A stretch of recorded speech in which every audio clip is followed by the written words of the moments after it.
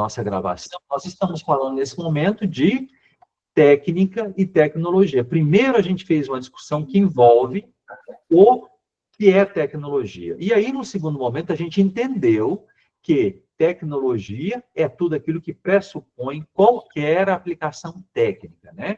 Então, aqui do lado de cá, o nosso exemplo, eu dei um exemplo aqui do arroz, agora há pouco, para fazer um bom arroz, a gente tem um segredo, um conjunto de técnicas, um conjunto de métodos, né? E aí, a partir deste bom arroz, a partir desse resultado que a gente tem, a gente pode dizer, olha, alguém tem a técnica, ele domina aquela técnica, né? Aqui o relojoeiro, para ele executar o reparo de um relógio, ele tem que conhecer as técnicas que levaram à fabricação daquele determinado artefato, né? E aí você tem também essa arte, né, que vem ali da aplicação do conhecimento humano, do senso crítico e da criatividade para você criar novas coisas também. Ou seja, a gente tem coisas que já existem, tem coisas que nós criamos, tem coisas que nós inovamos, né? Então, a gente tem que entender, e aí o primeiro capítulo do fascículo de vocês, ele traz essa visão do que é técnico e do que é tecnologia. Então, é por isso que, inclusive, a gente tem hoje, né, se a gente for pensar em arte e profissão, a gente tem hoje, por exemplo, os cursos técnicos, que são cursos de educação profissionalizante, normalmente, que você faz concomitante ou não ao ensino médio, né? Você tem os cursos tecnólogos, que são formações mais de preparação para atuação de um determinado profissional do ponto de vista técnico, né? E tem cursos que envolvem a formação ampla e científica, né? Que são os cursos que são os bacharelados. Então, tudo isso tem a ver com técnica e tecnologia. O desenvolvimento da arte, da profissão, está ali conectado, tá? E aí, gente, a gente precisa entender, de maneira bem prática, que tudo aquilo que pressupõe uma aplicação técnica é uma tecnologia, né? E aí, um ar-condicionado, por exemplo. O ar-condicionado é uma tecnologia? O que vocês acham? Escrevam aqui para mim. Ele é uma tecnologia, né? Muito bem. Por quê? Porque ele pressupõe aplicações técnicas. Ele pressupõe um conjunto de procedimentos, de métodos lá que vão permitir a refrigeração do ar. Ele pressupõe a realização de técnicas de refrigeração do ar, né? E assim por diante, né? E o fogo, ele vai permitir que, de alguma maneira, você consiga aquecer. A gente vai chegar à culinária, né? E aí é onde a gente vai chegar em uma concepção daquilo que é técnica, que compreende atividades práticas, né? E vai mais além, até a habilidade para cantar, para medir, né? A atividade, a arte de um artesão que cria algo novo. As artes plásticas também envolvem a criatividade, né? E principalmente a parte das belas artes são consideradas a autoexpressão da criatividade humana, porque envolve essa sensibilidade para criar algo diferente. A gente pode dizer também que da arte a gente também tem tecnologia, né? A arte pictográfica, por exemplo, né? Então, tecnologia é muito amplo. Ela é tudo aquilo que pressupõe uma aplicação técnica. Então, um plano de aula que eu preparo para dar aula é uma tecnologia, né? A culinária, a arte da culinária, né? Eu tenho técnicas que pressupõem a tecnologia da culinária também. Então, quando eu estou falando de arroz, eu tenho aí os grandes conhecedores da arte culinária, os grandes restaurantes que chegam ali. Por quê? Porque eles aprendem as técnicas. E a gente tem a tecnologia da culinária. E isso, obviamente, vai desdobrando em profissões. A própria medicina, de alguma maneira, ela compreende um conjunto de técnicas. E aí a gente tem a tecnologia na área médica também, tá? E assim por diante, tá? E aí aqui, o que acontece? A gente precisa entender que o curso de vocês está muito ligado àquilo que a gente chama de progresso tecnológico. Ora, a gente está falando de tecnologia educacional, está, né? Agora, veja bem, olha que engraçado. Aí a gente começa a perguntar o que é uma nova ou uma velha tecnologia? É a primeira coisa que a gente pergunta. Cuidado, pessoal, muito cuidado. Nem tudo aquilo que parece é. Então, às vezes, a gente acha que uma tecnologia é nova, mas ela não é nova, né? Ela é alguma coisa que já existia há muito tempo. Então, olha aqui, no fascículo de vocês, como que é interessante a questão da tecnologia. Se vocês forem voltar lá no ensino médio, vocês vão lembrar que a gente estudou lá a pré-história, né, as etapas da civilização humana. E aí vocês lembram que quando o professor de história falava que a gente tinha idade da pedra, a gente tinha idade dos metais, né? E aí, lembrando a história que a gente tem lá no ensino médio, aí tem paleolítico, mesolítico, neolítico, idade da pedra. Idade dos metais, cobre, bronze, ferro. Olha que interessante. A gente vai ver que as etapas da civilização humana, elas se nomeiam em função da técnica que os seres humanos usavam para quê? Para fabricar os seus utensílios, para caçar, para cortar, né? Então, olha que interessante, no fascículo a gente já começa essa discussão, né? E olha só, se a gente pega a palavra paleolítico, palaios é do grego, significa antigos. Lito significa pedra. E olha quando a gente pega a idade da pedra, a gente está falando aqui, fatos que antecedem aproximadamente 3.000 anos antes de Cristo. Se a gente pega o período paleolítico e pega a pedra, a gente vê como que a pedra marca a história do progresso tecnológico da humanidade. O ser humano aprendeu que a partir do momento que ele conseguisse trabalhar com a pedra, né, com o osso, com a madeira, mas a pedra ganhou destaque naquela época, de alguma maneira ele ia conseguir coletar grãos, fazer o corte, esmagar alimentos, né? E aí, a partir do momento que ele começa a lapidar a pedra, ele começa a ver que a pedra ela pode ter propriedades de corte. Ele conseguia cortar o couro, né? Ele conseguia abrir um alimento e também, de alguma maneira, perfurar, né? E aí ele começou a lapidar a pedra, né? E aí, olha que interessante. Período Mesolítico, aí vem a história da pedra lascada. O lascar a pedra significa, de alguma maneira, lapidar ela, cortar, dar o formato para ela, que naquela época era bastante difícil. E aí, a partir disso, ele começa a ver que a arte da lapidação da pedra vai levar ao progresso tecnológico humano. E veja bem a figura desse martelo que aqui está, né? Ali a gente tem 3.500 anos antes de Cristo. E ali você vê, né, que ele mistura o pau com a pedra de alguma maneira, ele cria ali o famoso tacape, né, de aqui né? Muito bem, Vitor. Ele bate a pedra, descobre que tem um fogo, aí a técnica do cozimento dos materiais, dos animais, o fogo também para aquecer naquela época, né? A técnica do aquecimento. E veja bem, vários tipos de coisas, de métodos que ele aprende para fazer algumas coisas que ele queria, são técnicas, e aí a gente tem a tecnologia surgindo e evoluindo em função daquilo que é o progresso que o ser humano tem, né? E aí, veja bem, aqui a gente tem, na pré-história, a Idade da Pedra, um palio, né, antigo, litos, que vem de pedra, um meso, que é do meio da idade, no meso, e neolítico, que é a fase final, onde a história se divide, e a partir desta evolução desses artefatos, para se ter técnicas e tecnologias diferenciadas, o ser humano vai colocando e marcando as etapas da civilização humana. Olha que interessante. Então, é importante a gente entender também que tecnologia não é só aquilo que acabou de ser inventado, né? É aquilo que vem sendo inventado com o passar do tempo. E aí a gente tem uma linha de progresso, né?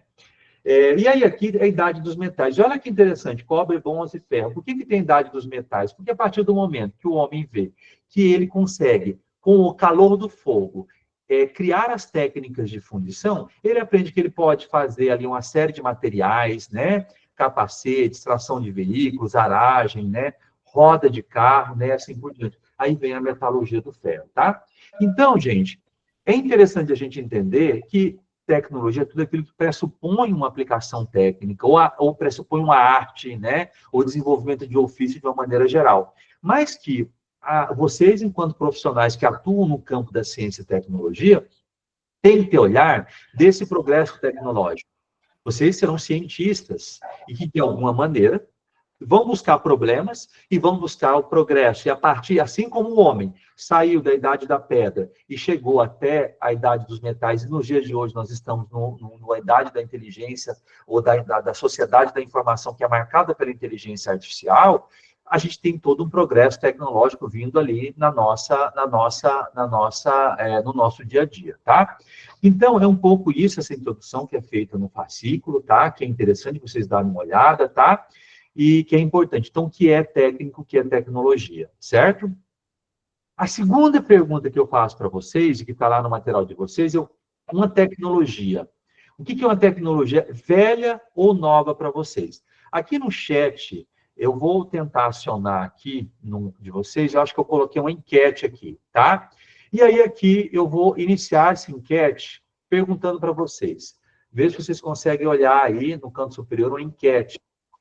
Tá? Até as 21, tá, Marcos?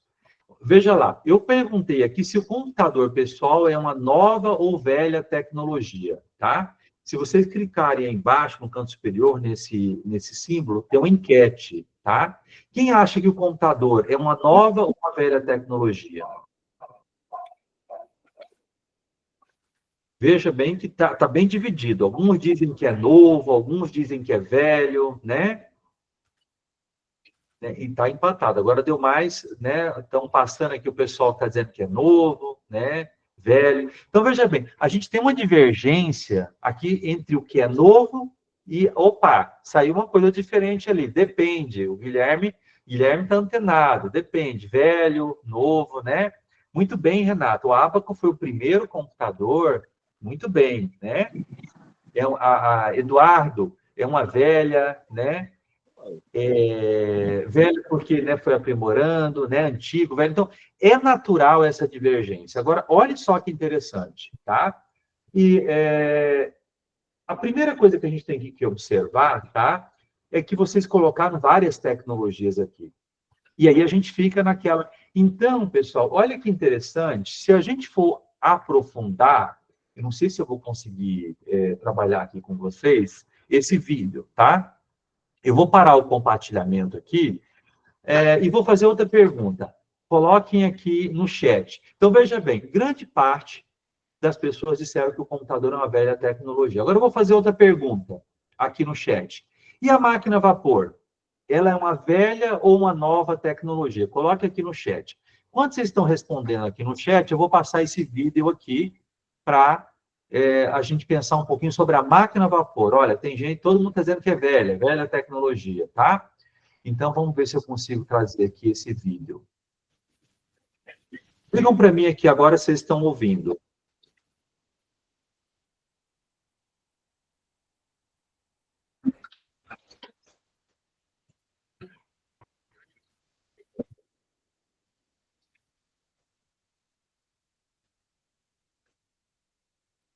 Oi, pessoal, está sem áudio, né? Só um minutinho, deixa eu ver se eu consigo colocar esse áudio aqui. Peraí.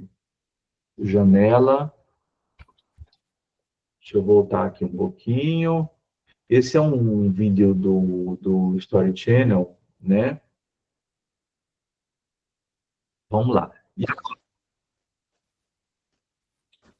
Tá ouvindo, pessoal? Deu um pause aqui.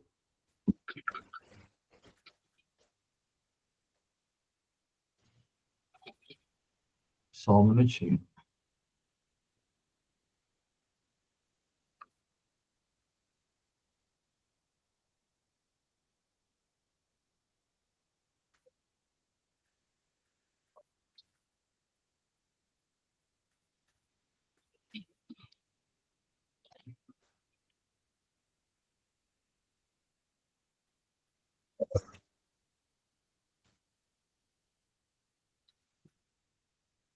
Eu vou tentar compartilhar a guia aqui, só um minutinho. Agora acho que vai.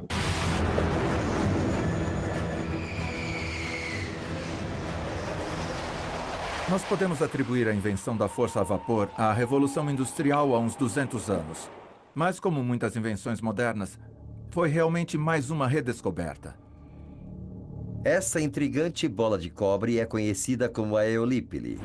Parecem não ser grande coisa, mas podem girar a incríveis 1.500 rotações por minuto.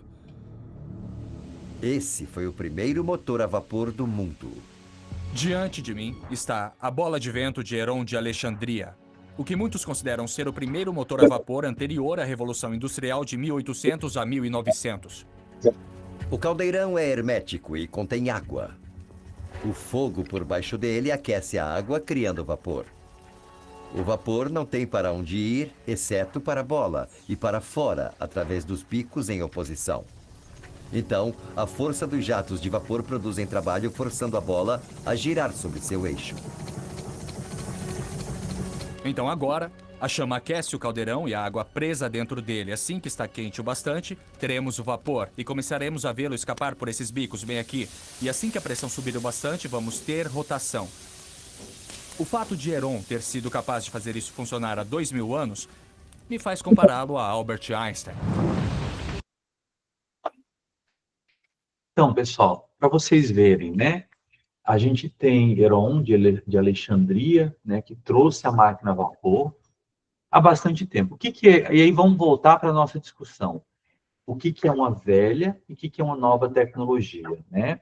Então, a gente precisa de entender um pouco que nós temos um equívoco. Se a gente for pegar o livro de história, tem muitos livros que dizem o seguinte, olha, a Revolução Industrial surgiu com a criação da máquina a vapor. Ora, a gente fala de máquina a vapor, mas a gente está falando de século XVIII. E esse invento, que é o Líbila de Heron, ele é bastante antigo. Ele vem lá antes da era antes de Cristo, né? Então vocês veem que é algo que foi inventado há muito tempo. Quando a gente tem a Revolução Industrial, e aí a gente tem uma dificuldade também em ver isso nos livros, o pessoal fala, não, a máquina a vapor surgiu lá com o advento lá da Revolução Industrial, tá?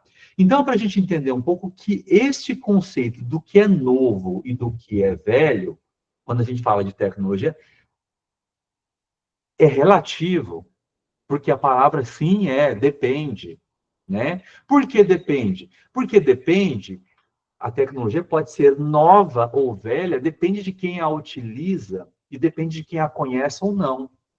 Então, vocês vão trabalhar com tecnologia para sociedades que nunca tiveram acesso a um computador. O computador vai representar algo novo para eles, mas é mais no sentido da novidade. Mas não significa que ele foi inventado naquele momento. Aqui eu vi alguém que falou ali do ábaco. O computador não foi inventado nem na década de 90, quando a gente teve a popularização do computador pessoal, ou nem tampouco da década de 60 para cá. O computador ele vem lá do ábaco. Há indícios, o computador, a definição de computador é máquina de computar, né? Ele surge para isso, toda a história da computação, e ela vem ali até, inclusive, passa pelos dedos da mão, das bases numéricas que a gente tem. Eu conto em 10, de 0 a 9, onde eu tenho uma base decimal, tem toda a evolução histórica nos sistemas de contagem, nas técnicas de contagem, na tecnologia de contagem que vai levar ao computador. Então, necessariamente, o novo significa que acabou de ser inventado. Muitas vezes é algo que se tornou popular. A máquina a vapor ela já existia há milênios, mas ela se tornou popular na Revolução Industrial, né?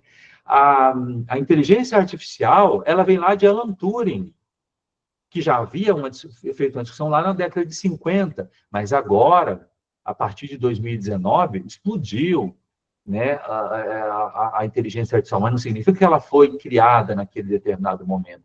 E isso depende também, muito bem, Vitor, né, tem toda uma história, muitas dessas tecnologias vêm no contexto militar, né, e aí a gente tem que entender que depende muito de quem utiliza e depende se é novo ou não para aquela pessoa. Ou seja, às vezes é algo que já existe há muito tempo, mas que ele é popularizado em determinado momento, que nós passamos a conhecer naquele determinado momento, tá? E assim vai, a gente tem outras tecnologias também, né? Então, eu vou dar um exemplo para vocês. Quem que conhece essa tecnologia aqui?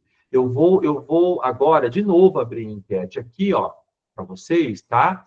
Aqui eu vou fechar, veja bem que o computador, só para comentar a resposta do computador, grande parte das pessoas acha que o computador é uma velha tecnologia. Ele é uma velha tecnologia, muitas vezes, do ponto de vista da gente já conhecer e estar familiarizado com ele. Mas não está errado também aquele que diz que o computador é uma nova tecnologia a partir do contexto de uso dele. Se ele não tem experiência, se ele não utiliza, então, às vezes, aquilo é uma novidade também para ele, certo? E aí, aqui, é um pouco essa questão da relatividade. Então, quando a gente fala de tecnologia, a gente tem que pensar um pouco questão do antigo e do novo, tá? Já vou abrir aqui para o Davi, que levantou a mão, tá? eu vou, antes de abrir para o Davi comentar, eu vou lançar uma outra enquete aqui para vocês, tá? Quem é que acha que isso aqui chama dispositivo áptico, é um equipamento que eu usei na minha pesquisa. Quem acha que isso aqui é uma velha ou nova tecnologia? Coloca aqui na enquete. Eu acabei de lançar ela aí para vocês votarem, tá? Já tem um aqui que diz que é uma nova tecnologia. Davi, diga lá, amigo.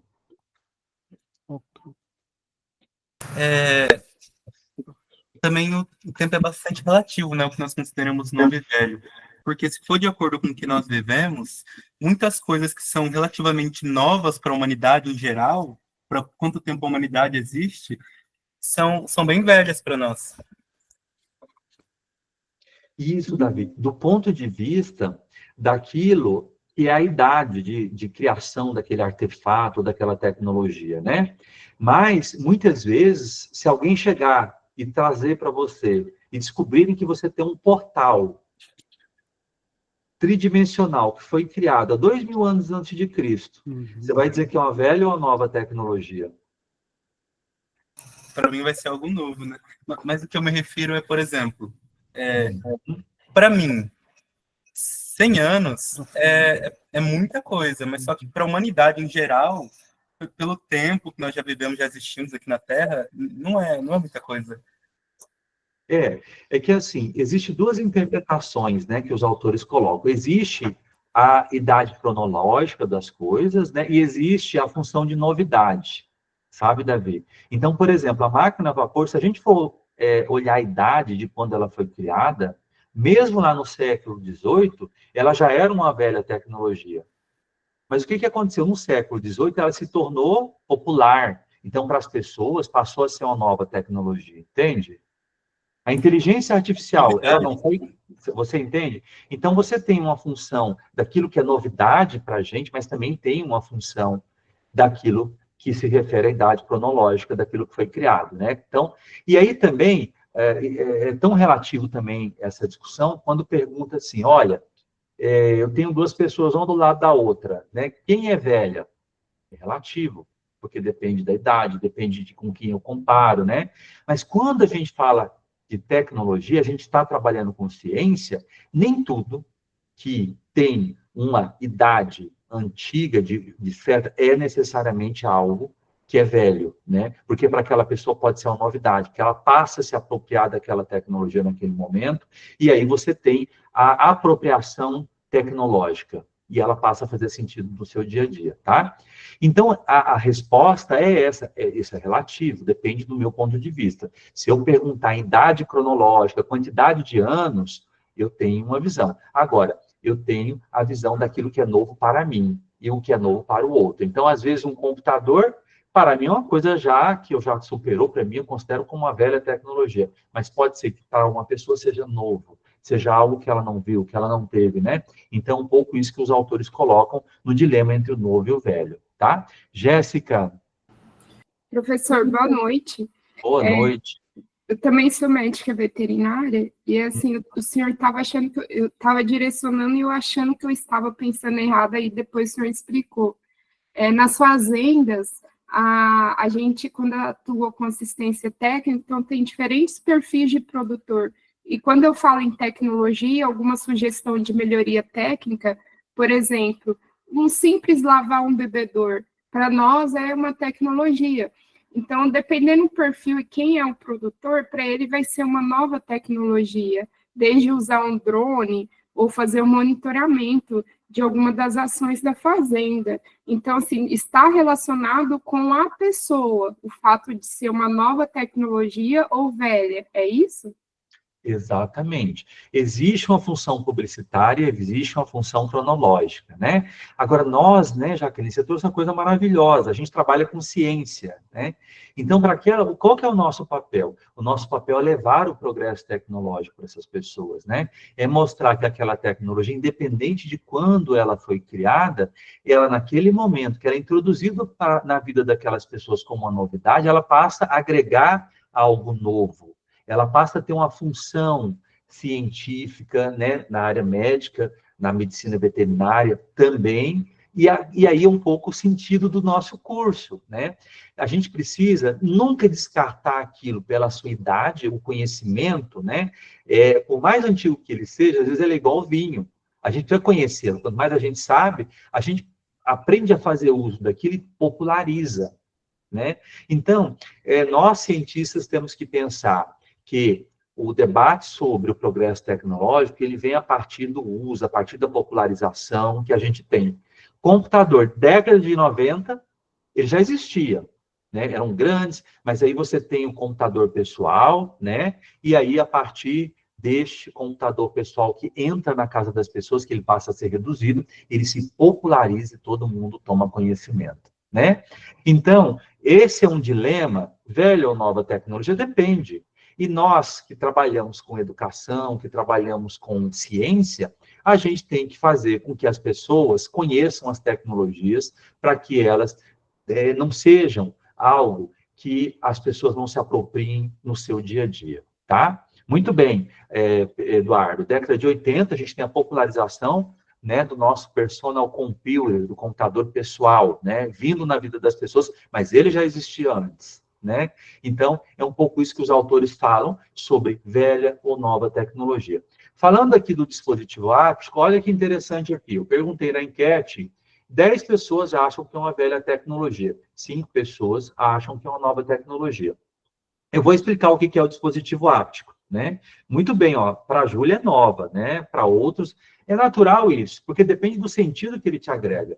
O dispositivo áptico, em 2014, ela era uma coisa que nova. Eu não conhecia dispositivo áptico. Aí, quando eu comecei a fazer doutorado, na época, eu precisava de um equipamento, eu trabalhei com realidade virtual. Eu trabalhei com, na época, treinamento médico. Aí estão vendo que a pessoa está com a espécie de uma chave de fenda aqui, né? O que eu fiz? A gente criou o corpo humano, nós modelamos o corpo humano, e um dos desafios que a gente tinha para a educação à distância era como é que alguém faz uma aula sobre aplicar a injeção à distância. Olha o desafio que eu tive, né? Não sei se a gente tem aqui alguém da área médica, né? Que já temos aqui da medicina veterinária, né? Que é da área médica. Pode ser que tenha enfermeiros aqui também, né? Aí, olha só. E aí foi um desafio que foi posto lá no meu doutorado. Ora, só mostrar é complicado. Aí, o que eu fiz? Olha, se alguém vai aprender a aplicar a injeção só olhando, né? Só vendo e não fazendo, é complicado. Aí eu descobri que havia uma coisa que chamava habilidades motoras, né? Não sei quem aplica injeção aqui, mas quem aplica injeção sabe, se você der uma tremidinha na mão, né, você pode fazer um estrago ali.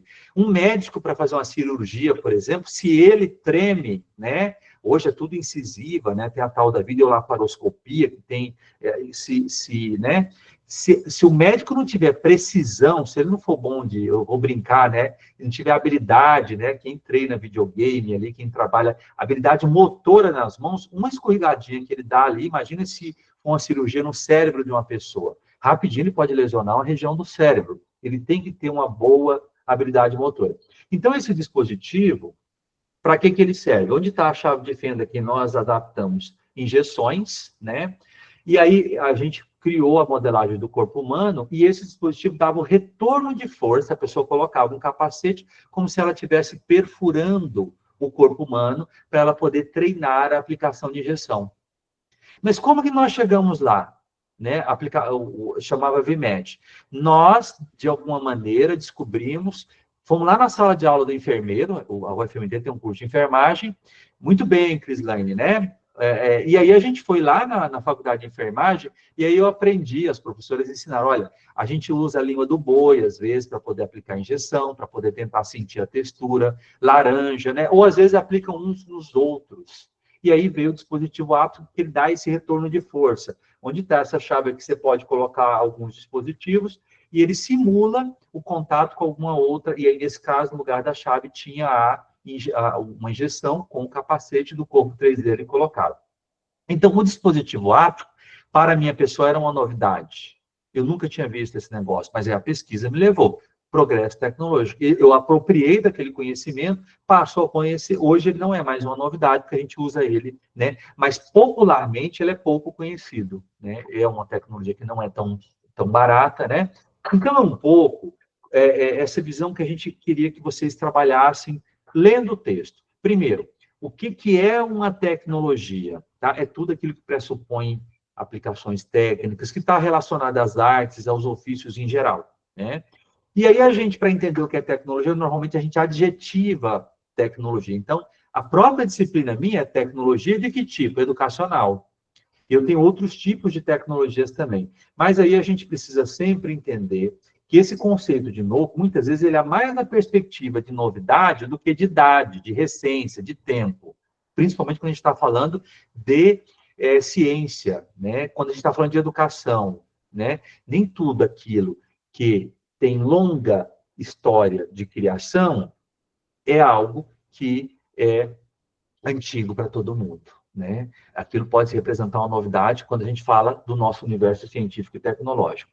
E a gente nunca pode ignorar a visão de contexto, ou seja, o que é necessariamente velho para você não é necessariamente velho para outra pessoa. Às vezes, para ela, é uma novidade, tá? Então, é um pouco esse momento da introdução do livro que ele faz para vocês entenderem um pouco da ciência, da tecnologia, dessas duas palavras que são muito fortes no curso de vocês, e para a gente entender também que, a partir disso, a gente tem vários tipos de adjetivos para a tecnologia. A gente tem, por exemplo, muito comum no nosso dia a dia, as tecnologias da informação e da comunicação. Vocês vão ouvir falar muito das tecnologias da informação e da comunicação, tá? Ou seja, tecnologias que informam e que permitem comunicar também, certo? A gente tem também as tecnologias digitais da comunicação e da informação, né?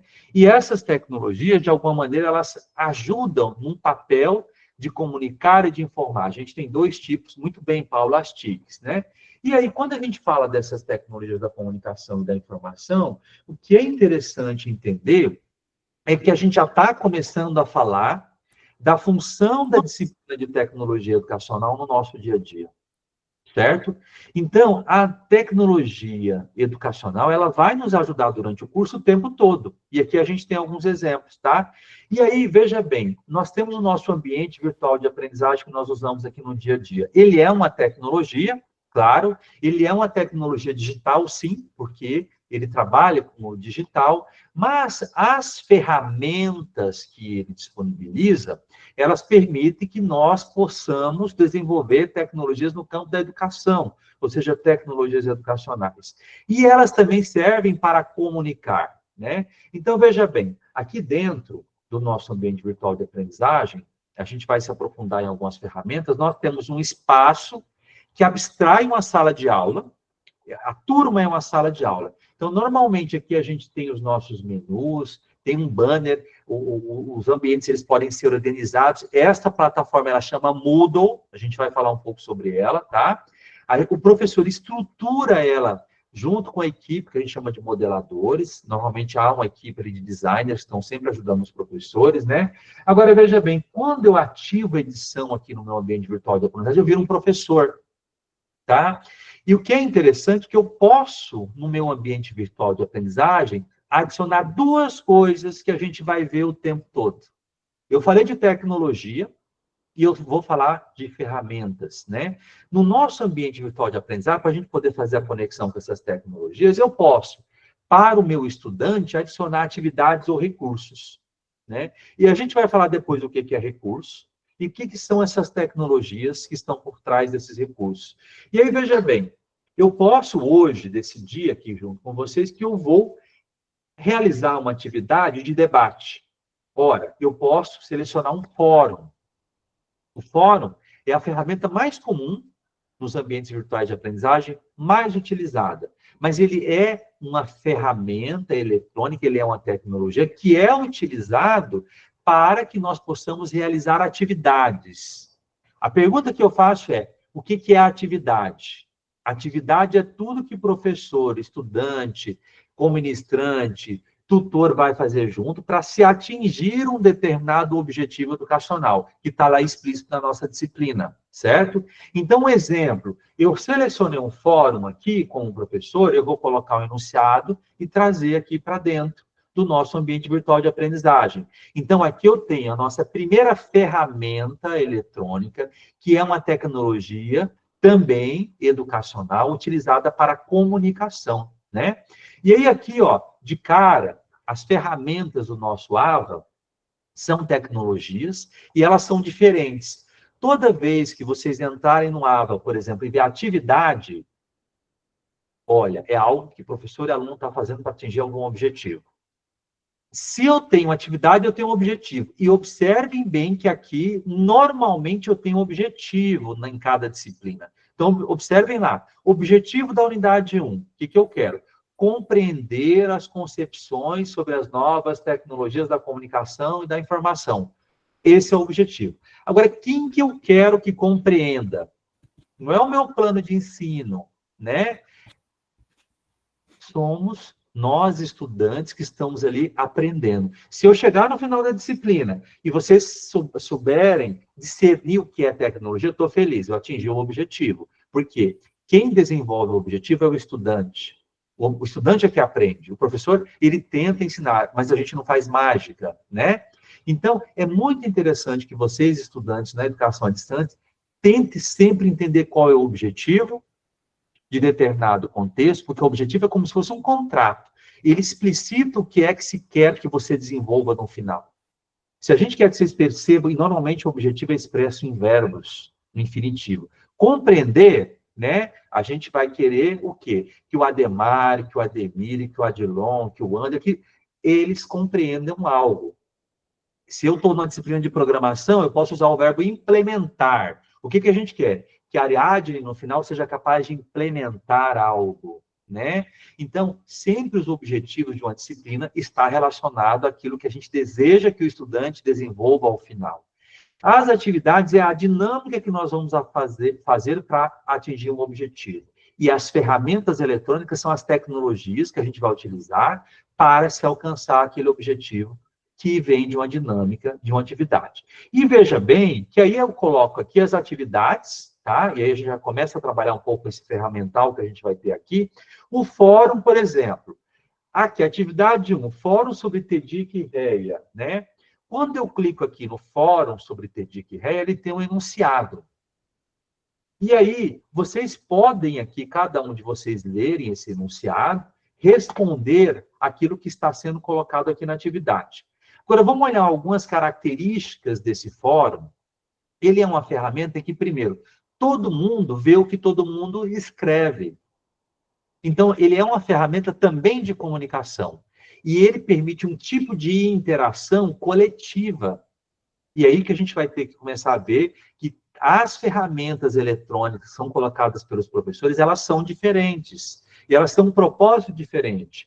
E o que todo mundo escreve, todo mundo vê, e a ideia do fórum é como se eu tivesse numa sala de aula, abrisse para o diálogo. Eu falei um pouco com o pessoal ontem que fez a disciplina de educação à distância comigo, mas aqui a gente começa já a ver a ferramenta, né?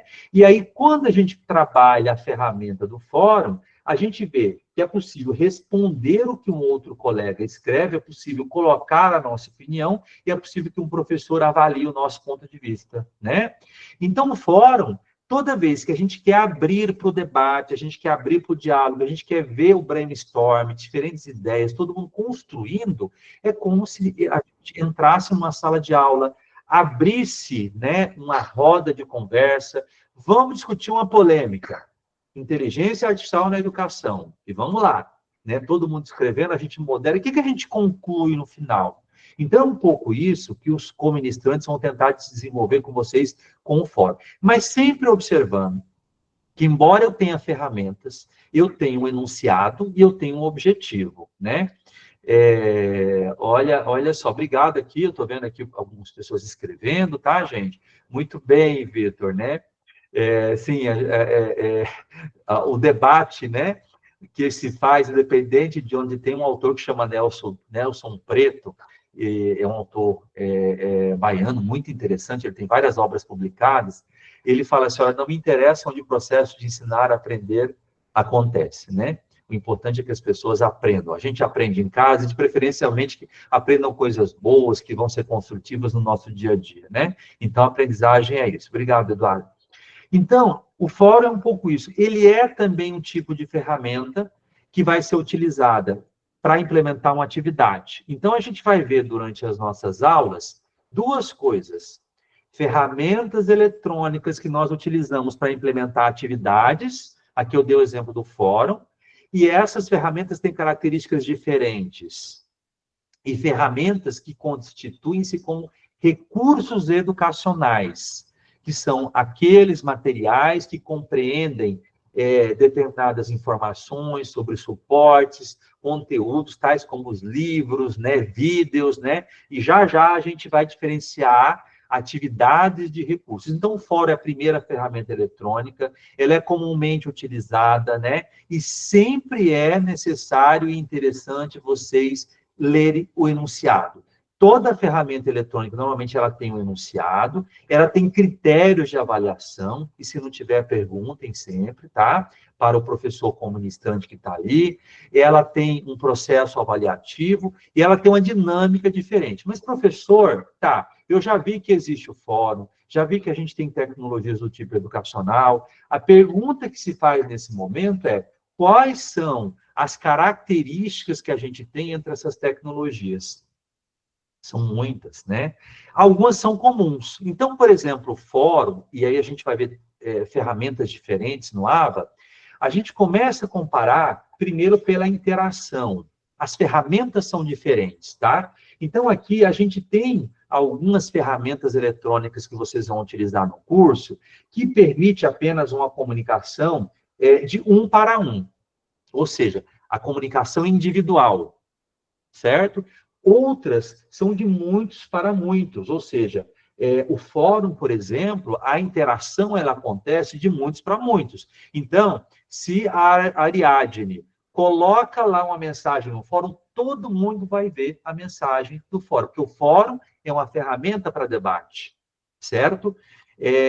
Então, quando vocês estão postando uma comunicação lá, o fórum também é uma ferramenta de comunicação, ela é coletiva. E por que a gente tem que entender como essas ferramentas funcionam? Eu vou contar uma história para vocês.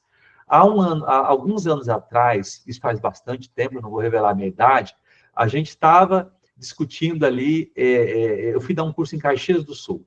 Não sei se alguém conhece Caxias do Sul, né? E na época, era um curso de especialização, isso foi, eu acho que foi dos anos 2000 ali, e a gente tinha perguntado, né, se os estudantes daquela instituição, era uma universidade muito boa, eles tinham conhecimento de ambientes virtuais de aprendizagem. Eu lembro que, não, a gente é tranquilo, a gente vai.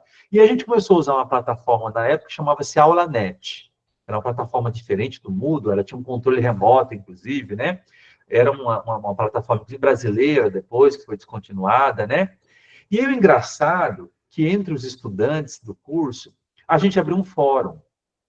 E aí uma estudante, e aí havia uma discussão sobre Paulo Freire.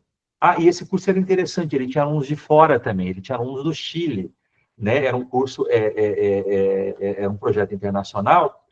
E aí começaram a ter uma discussão sobre Paulo Freire. Paulo Freire é um educador brasileiro, né? E aí a primeira discussão que começou foi, Paulo Freire ou Pablo Freire? Mas como tinha pessoas de outros países, alguns escreviam Pablo Freire, e aí eu sei que, de repente, uma discussão esquentou dentro do fórum. E aí uma senhora, né, começou com outro senhor, um debate muito intenso no fórum, né? E aquilo foi crescendo, aí veja bem, o fórum é uma ferramenta coletiva e ele tem uma estrutura de organização, né? E vocês estão vendo aqui, ó, que na medida em que vocês vão comentando, é como se ele tivesse uma escadinha, ele vai dentando os comentários ali. E eu sei que essa senhora começou a discutir, e a coisa foi vindo, e ela foi respondendo, aí chegou num momento que a gente precisou ligar para ela e ligar para o senhor também, né? Falar, olha,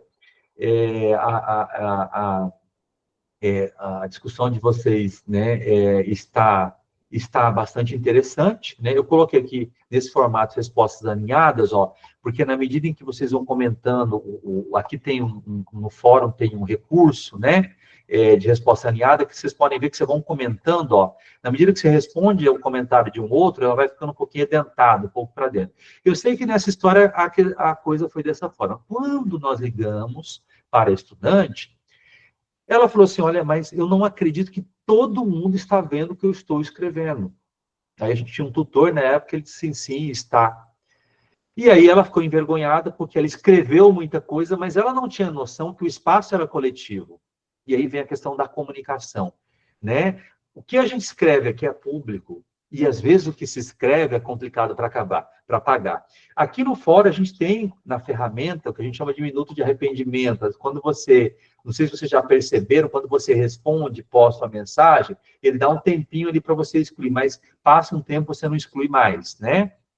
Então, olha que interessante. E aí, quando ela descobriu que ele era uma ferramenta cujo processo de interação que se desenvolvia, ele não era uma ferramenta individual, que era de 1 para 1, ela ficou desesperada, né? E aí a gente precisou de tratar daquela informação. Por quê? Porque as ferramentas, elas, de alguma maneira, são tecnologias educacionais que a gente utiliza no nosso AVA, no nosso ambiente. E por ser tecnologia educacional, ela abstrai o que a gente faria ou o que a gente faz dentro de uma sala de aula, né? Então, é por isso que a gente tem que entender de cada ferramenta como ela funciona, se ela é coletiva ou não é, né? E aí você tem ferramentas diferentes. Um vídeo no YouTube, por exemplo, uma pessoa fala, muitos ouvem. Se não tem o chat, o canal de bate-papo, ninguém ali, né? A pessoa fala e as pessoas só assistem, né? Exatamente, Frederico. Ela não imaginou que as mensagens ela imaginava que fossem privadas, né? E ali a falta da compreensão sobre a ferramenta, né? Então veja que a gente tem que entender as ferramentas, tem que entender o seu uso e a dinâmica pela qual elas nos colocam em determinada situação. Outra questão interessante também quando a gente usa a ferramenta é o tempo e a direção, né? Então, existem ferramentas unidirecionais, os recursos normalmente são unidirecionais. Quando eu coloco um vídeo, o vídeo fica lá, a gente só assiste, aquele vídeo que o professor grava antes, né? E existe também ferramentas bidirecionais. Então, o fórum, por exemplo, você posta, você recebe informação, ele é uma ferramenta de dupla via, ele é uma ferramenta de comunicação, ele não é uma ferramenta que você só informa, tá? E aí, nesse sentido, é que a gente começa a compreender que as ferramentas que implementam atividades são tecnologias educacionais e as ferramentas são diferentes. Elas não são a mesma coisa, né? Muito bem, né? O MSN, né, Vitor, tinha muitas ferramentas que a gente utilizava, né? E aí, né, o UOL também, né? São todas ferramentas. Agora, dentro do nosso ambiente, a gente tem essas ferramentas. E aí a gente vai vendo que o ambiente dá outras ferramentas. Aqui a gente tem também, ó, uma cartinha aqui em cima, no canto superior direito, que mostram as mensagens que nós recebemos das pessoas.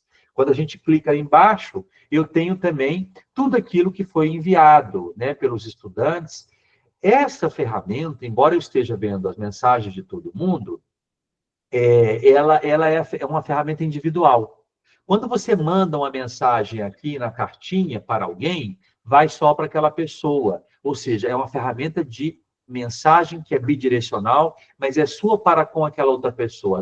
Os seus colegas não vão ver aquilo que você escreve no seu dia a dia. Então, é importante a gente entender que, de alguma forma, aquela ferramenta, ela é uma ferramenta que é bidirecional, mas que ela, de alguma maneira, é uma ferramenta que vai permitir a comunicação só entre você e aquela pessoa, né, que está recebendo. Se você clica aqui também no menu participantes, você pode também entrar aqui, ó, mandar a mensagem para o Adão, por exemplo. Eu clico aqui, enviar mensagem, vou escrever aqui. O que eu vou escrever para o Adão só vai para o Adão. O que vai escrever para o professor só vai para o professor, certo? Então, a ferramenta mensagem é outra ferramenta que vocês precisam utilizar constantemente durante o curso. Então, depois a aula vai ficar gravada, depois vocês assistam novamente, ó, participantes. Aqui tem um macete também para utilizar a ferramenta de mensagens, ó, eu quero mandar uma mensagem para o professor. Vocês só são 945. Olha que beleza, né? Para facilitar, você pode clicar aqui na letra A, vai vir todo mundo que tem nome com letra A. Fica mais fácil vocês localizarem, e ainda tem 112. Olha que beleza, né? 112 pessoas, mas todo mundo que está aqui com a letra A vai aparecer aqui, tá? Vocês têm esses filtros que a ferramenta coloca, dá para organizar por ordem alfabética, tá? Aqui não está organizado por ordem alfabética. Eu posso colocar aqui letra A, se eu clicar aqui no nome, ó, ele vai organizar por ordem alfabética. E aqui eu cliquei aqui na ferramenta participante com letra A, né? E aí aqui eu vou ter só os As aqui no primeiro momento. Vamos ver quem que a gente acha aqui, né? Ó, só um minutinho. Eu vou aqui no 2, né? Está em ordem alfabética. Cheguei aqui nos L's, né? Então, aqui eu tenho Alexandre dos Anjos, ó. Está aqui o professor. Quer se comunicar com o professor? Clica aqui em Alexandre dos Anjos. Aqui não vai aparecer porque eu sou eu, então não tem a mensagem, o botão mensagem para a minha própria pessoa clicar. Mas se você clicar aqui, vai aparecer como está aparecendo aqui no Alex Rodrigues, ó. Enviar mensagem. A mensagem vai individualmente, né? Para o Alex, tá? Essa outra ferramenta, que também é uma tecnologia educacional, vocês precisam utilizá-la bastante quando a comunicação e a interação for individual, tá?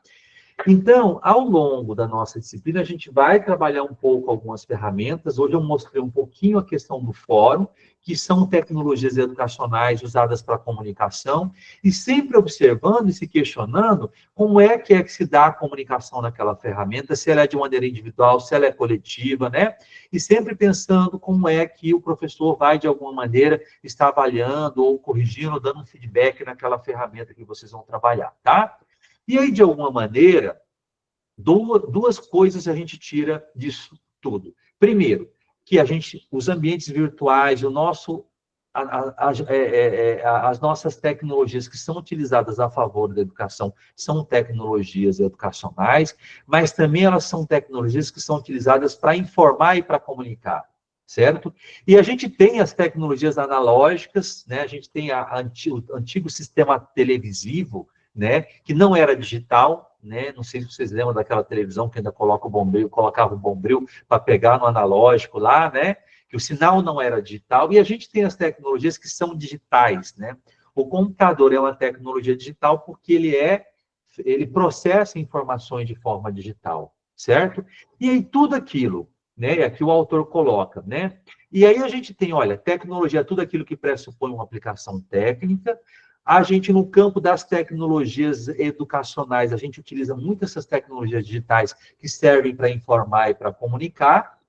E dentro do conceito de TDIC, que a gente chama, a gente classifica tudo aquilo que é utilizado para processar, para transmitir informação, né, para levar informações, para satisfazer as nossas necessidades, mas que possui algum tipo de processamento digital, tá? Então, de alguma maneira, a nossa disciplina, ela chama tecnologias educacionais para a gente conhecer um pouco qual é a relação dessas tecnologias com a atividade que é realizada. Isso e aí a gente tem que entender um pouco na didática o que é a atividade, como que a atividade se relaciona com determinadas ferramentas que são tecnologias educacionais e como elas são, assim, colocadas à disposição para a gente, tá?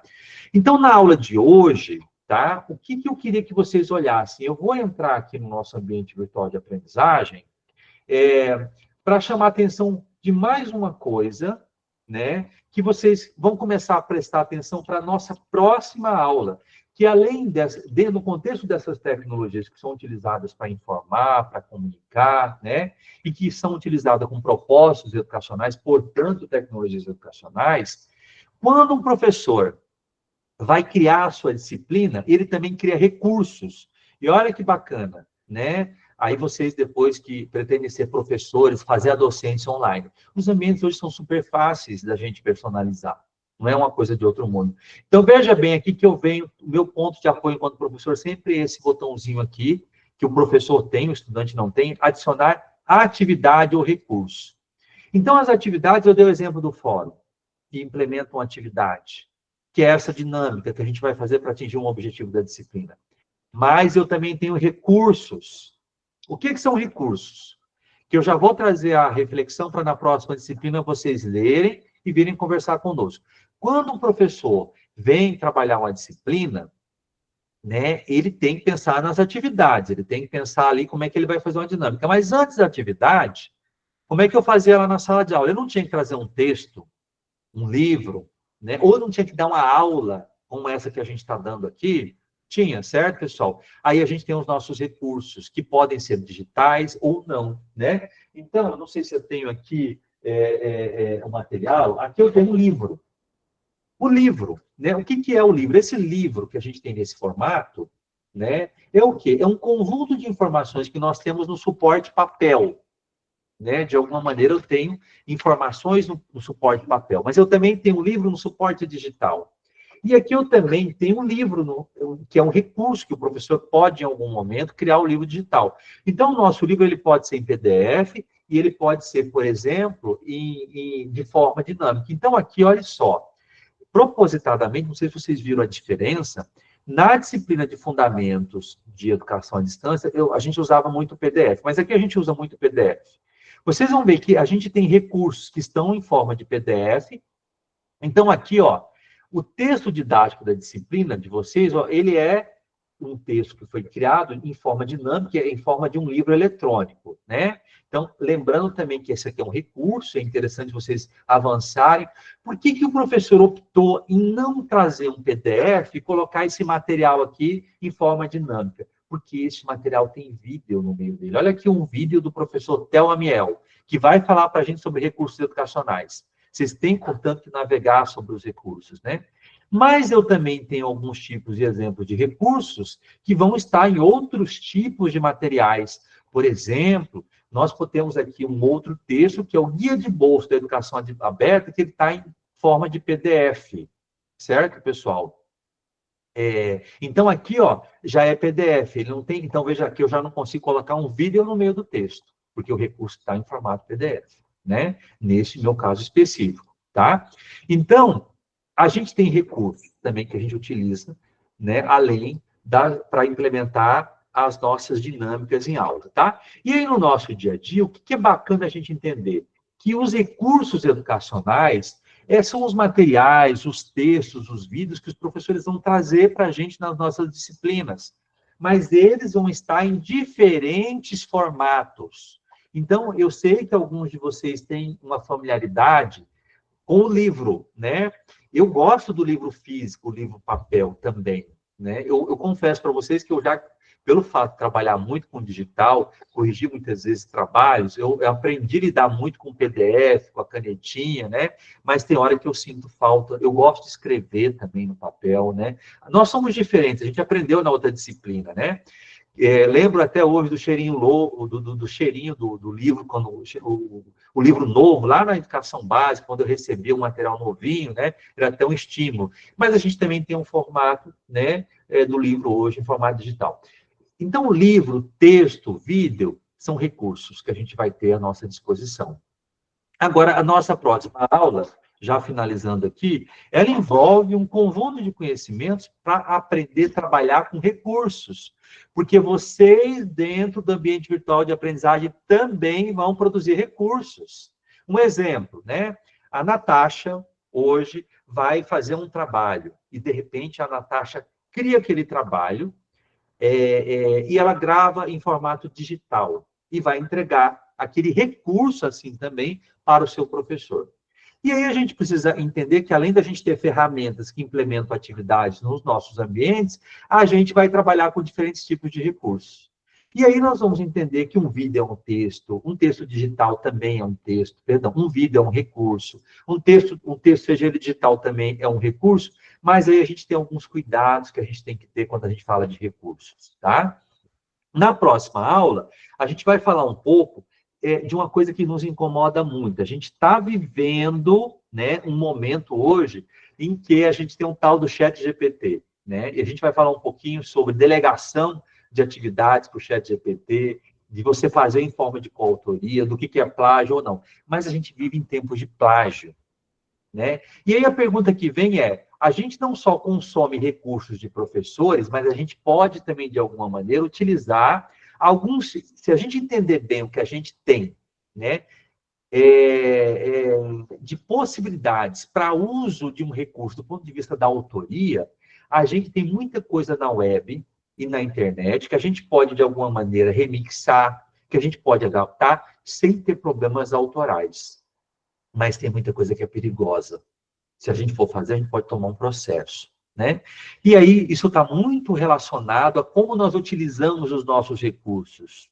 O que a gente pode fazer ou não no nosso dia a dia, enquanto estudante, que está trabalhando com material digital. Então, na nossa próxima aula, eu vou encerrar, vou abrir agora para a gente poder conversar um pouco, tá?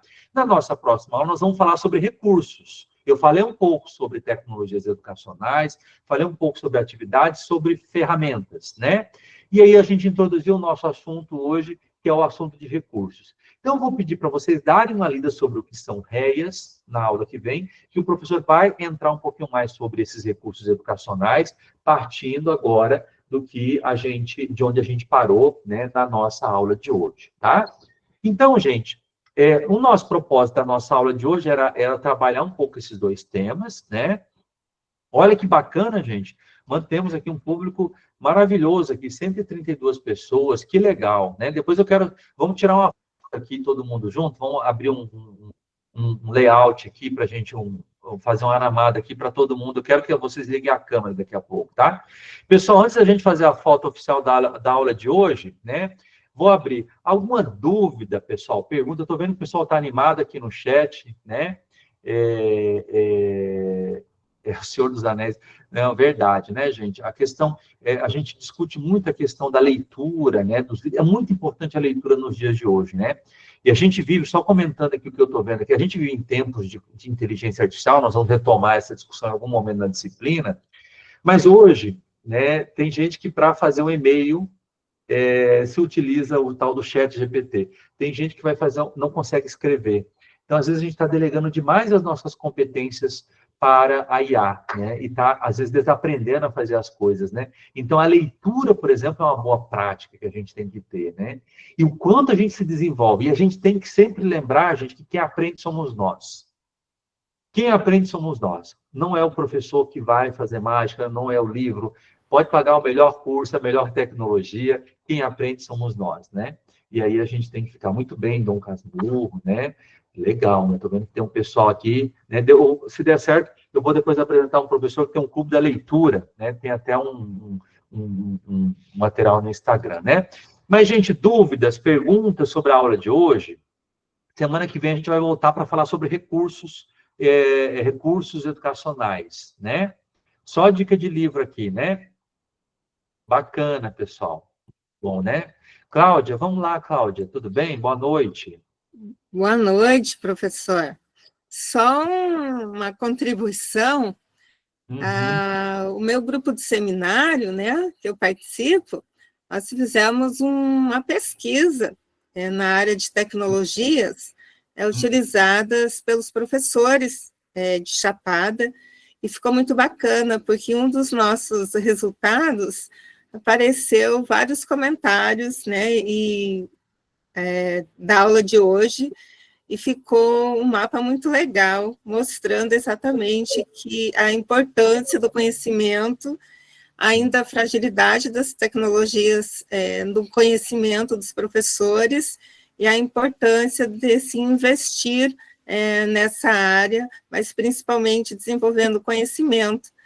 Então, eu só quis partilhar, porque eu fiquei muito contente de ver, meu time aqui também, até comentei no nosso grupo do WhatsApp, né, que, olha, tem lá esse conteúdo das tecnologias, né?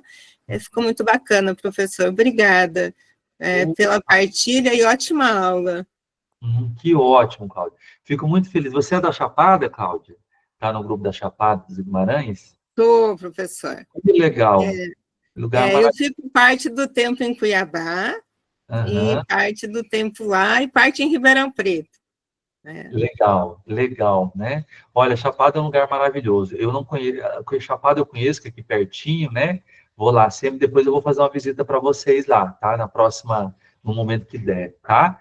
Mas que bom saber que vocês estão discutindo. E eu acho que o seminário integrador é um pouco isso, sabe, Cláudia? A gente pensar como a gente usa o que a gente está aprendendo nas disciplinas para resolver problemas da sociedade, né? Seja no campo da educação, do agronegócio, né? Tudo isso é ciência e tecnologia, né? E é um pouco da função de vocês que serão cientistas nesse campo do conhecimento tão bonito aí, que tanta gente precisa, tá? Parabéns, fico feliz. Depois eu quero conhecer mais o projetinho de vocês lá, tá? Será um prazer, professor. Bem-vindo à Chapada. Tá bom, pode deixar que eu vou aí, tá, Cláudia? Adilson, a questão do UFMT Online. Amigo, vamos lá. O UFMT Online, eu vou partilhar aqui, tá? Deixa eu só ver aqui, você pode ativar o áudio aí, tá? Para conversar comigo. Aqui embaixo tem uma plataforma, só para ver aqui, tem esse item do MOOC, né? E aqui tem o UFMT Online, certo? Clicando, ele abre aqui, né? Aí você quer entrar, diga para mim onde que é que está. Eu consigo, desculpa, eu consigo acessar normal, eu faço o login, eu entro aí no curso, consigo estudar as unidades, mas lá na sala virtual, onde você precisa fazer as atividades práticas, quando você clica lá, ele pede um novo login. Aí você faz, e aí tem uma que não consegue acessar a sala. É aqui dentro, Lá em cima, professor, no banner, lá em cima, tem a sala de atividades. Sala de aula virtual. Sim, essa sala de aula virtual. Isso. Então, Fica nela. de fato, o que acontece? É que essa sala virtual, para esses alunos, ela é uma sala de aula prática para eles fazerem atividades de implementação do ABA. Era um curso para professores, tá? E aí, de fato, ela não está habilitada, porque o objetivo dessa atividade era só que vocês entendessem um pouco como funciona um MOOC, um curso online. Mas, olha, diante do que você está me dizendo, eu posso tentar ver se a gente consegue ativar essa sala de prática. Você gostou da dinâmica desse curso, Adilson? É bem tranquilo. Eu gostei, é bem tranquilo. É que é o seguinte, do curso massivo lá, do MOOCs lá, e como a atividade diz lá que a nota vai ser baseada na conclusão desse curso, o peso desse curso, 40% são as atividades práticas. Entendeu? Então, se a gente não tem o acesso, a gente não vai conseguir concluir com a nota, eu não sei como é que você vai fazer. Assim, olha só, vocês não precisam concluir, tá? É a Dilson, né? Aí que vocês consigam passar pelo MOOC, tá? Pelo curso. E aqui, ó, tem o que a gente quer, né, nas ferramentas, não é que vocês tenham, mas mesmo assim eu vou abrir, tá? Porque como vocês gostaram, eu acho que eu posso abrir uma sala de práticas ali para vocês, tá? Vou anotar aqui, sala de práticas, vou habilitar uma sala de prática para vocês, tá? Mas olha só, você não precisa fazer as atividades, o que a gente quer é que vocês entrem no MOOC e falem qual é a experiência, tá? Então, aqui, né, que já está lá embaixo na atividade prática, a gente vai retomar essa parte aqui, tá?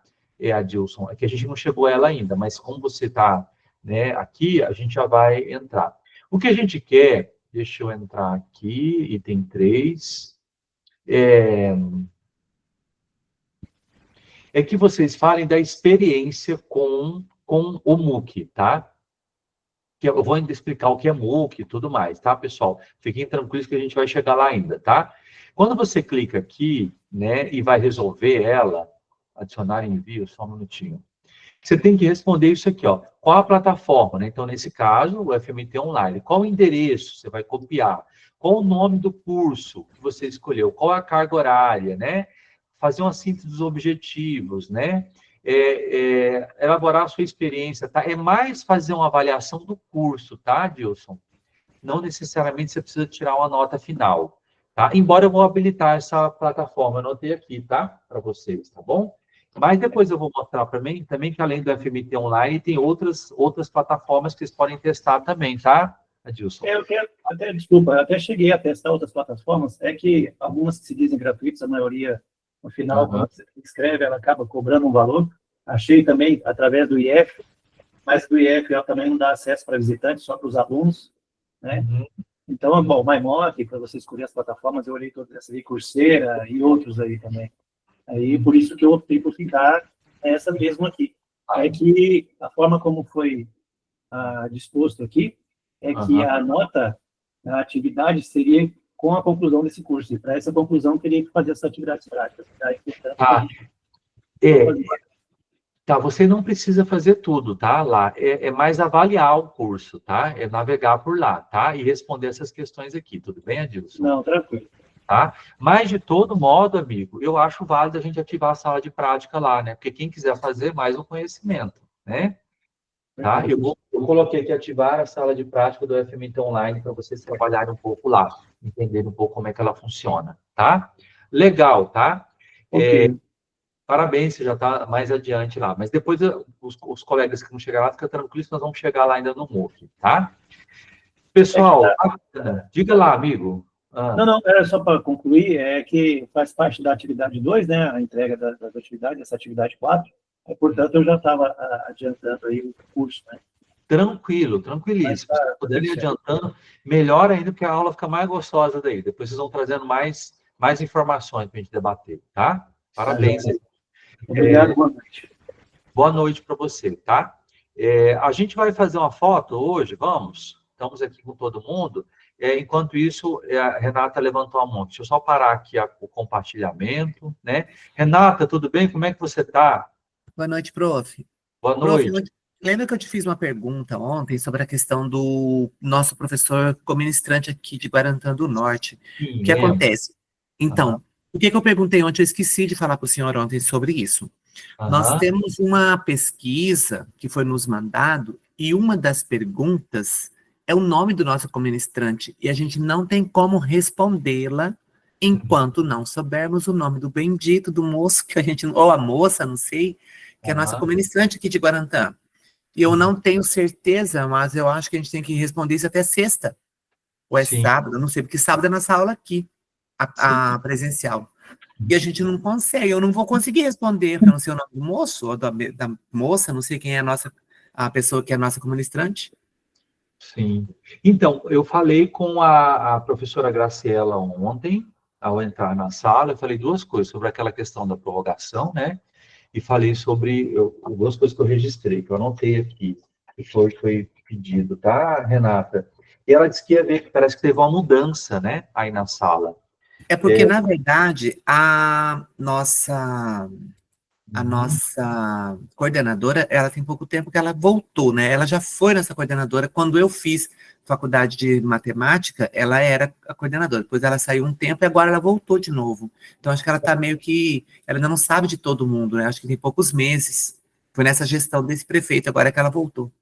Sim, entendi. Eu vou pedir para você passar um e-mail para a professora Graciela, mas, de todo modo, eu vou conversar com ela amanhã de novo. Hoje eu conversei, tá? Eu falei, olha, teve um pedido da turma sobre Guarantã, né? Está anotado aqui. Renata de Guarantã sobre o professor co-ministrante. Ela olhou e disse que ia resolver, tá? Mas amanhã eu pergunto de novo, tá, Renata? Então, parece o menino que está no semestre que começou em dezembro, ele comentou comigo, ele falou que acha que é Diogo, mas Diogo o quê? A gente não sabe. Professor Diogo, eu conheço o professor Diogo, né? Ele é da FCT. Se for o Diogo, mas não está aparecendo lá para vocês, né? Eu vou reiterar de novo, tá, Renata? Anotei aqui, mas hoje eu conversei, eu transmitia o recado de ontem, tá bom? Tá bom, então. Vou cobrar de novo. Você vai me lembrando que uma hora a gente resolve isso. Não, porque a gente tem que responder esse link, e a gente tem um prazo. E lá uma das perguntas é o nome dele. Ontem eu fui responder. Eu não gosto de protelar as coisas, então eu gosto de fazer logo. E daí, quando eu vi lá que tinha o nome dele, eu vou fechar, porque eu não sei o nome do moço.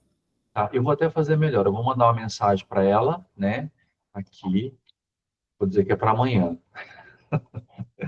Oi, professora.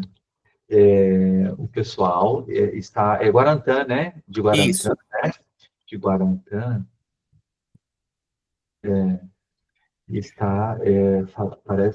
Comentou sobre uma atividade, né?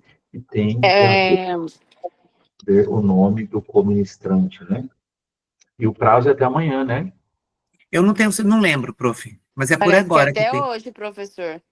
Pelo menos Divina. Aqui em Chapada, a gente tem que preencher esse formulário para confirmar a presença no sábado. Ah, é isso mesmo, Divina, é isso mesmo. Isso, Ah, é do seminário integrador que vocês têm dia 10, né? No isso. Tá. E você consegue ver o número do seu tutor nas aulas que ele. Quais são os dias das aulas que você tem aí de tutoria? Então, nós não sabemos, porque, na verdade, eu entrei agora nessa segunda turma. Tem uma turma que entrou Ah, depois de mim ainda, né? entendi. Sabe quando você consegue olhar no AVA, no calendário? No calendário tem as datas exatas da sua tutoria. Hum. Eu consigo ver, tipo assim, desde eu comecei no primeiro semestre, comecei ano passado, em dezembro. Então, tipo assim, tem todo o nome dos ministrantes, dos palestrantes, de todos eles, entendeu? Mas eu consigo ver através do calendário lá. Por exemplo, hoje você tem tutoria com fulano de tal. Lá fala o nome do tutor. No seu e-mail também sempre aparece. Então, no meu e-mail não recebi nada ainda, Divina. Tá.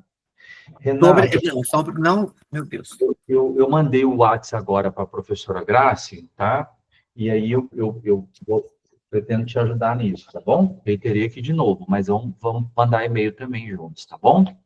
Para poder ver, porque se é hoje o prazo, né, já está até hoje, já tinha que estar resolvido, né? Tá? Eu Mas eu entendi. anotei aqui, tá, Renata? Eu vou tentar articular lá com a coordenadora, tá? Gente, vamos fazer uma foto, então? Querem abrir a câmera para a gente poder tirar uma foto da aula de hoje, para ir registrando? Olha, tem bastante gente na turma, estou gostando de ver, hein?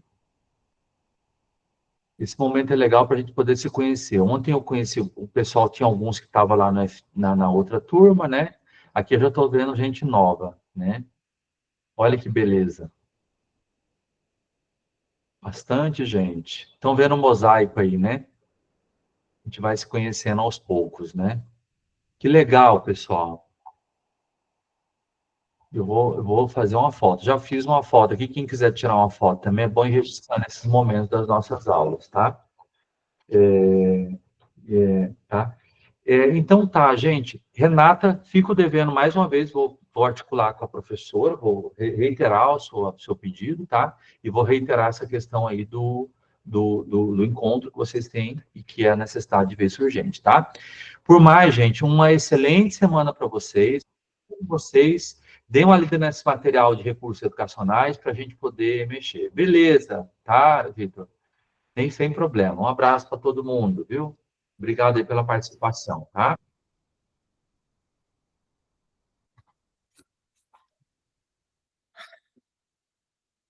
Sem Henrique.